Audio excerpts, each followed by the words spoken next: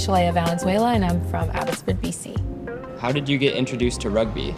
So I actually started with soccer and wrestling. I did both of those for years and years, and then one time I switched schools and I actually just missed the cutoff to join the wrestling team. And I remember telling my science teacher, Mr. Dollywall, I was super upset I couldn't make the wrestling team, and he's like, you know what?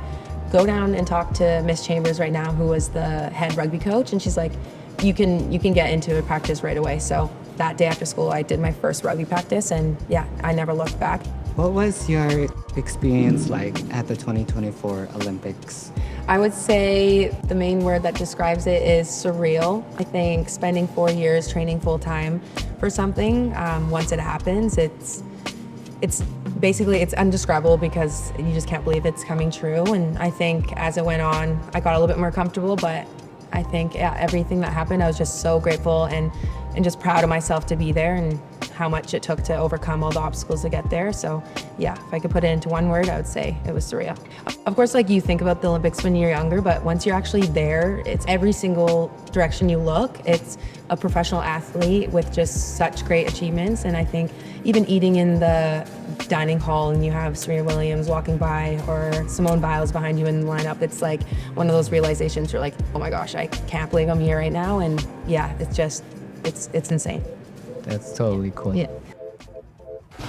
How did it feel to represent your culture in the Olympics? I think that for me was every day I just felt so proud to be there and just proud to be an Indigenous role model. I know growing up, I think that's something that I lacked, was just to feel connected with my culture and to feel like I had an Indigenous role model to look up to. So I think stepping into this role, my main goal was that I want to be a role model for Indigenous youth, and I want to show them that, you know, hard work and dedication, no matter how hard you work, like, you can achieve your dreams. And I hope that by them seeing me in that position, it would motivate them to be like, okay, my dreams are like achievable, and you know, here's this athlete and she's gone through similar things that I'm going through and she made it. So I just want them to, you know, believe in themselves and believe that that could also be them in the future. What obstacles have you faced in life? I'd say the biggest things that I've gone through growing up would just be being placed into foster care. It was definitely tough. I was quite young, so I think just being at that age of like 5 and 6, it's just such an important time to be spending with your family. So I think it was really tough for me to be away from my family. And you know, my mom did struggle with addiction growing up, and my father was incarcerated for a long period of my life. So I think just balancing those obstacles and being able to, you know, go forward every day and just get through that. I think that was the toughest thing growing up, but you know, I had really great support systems and they pushed me and, you know, they led the way for me. So yeah, just really grateful to have such great support.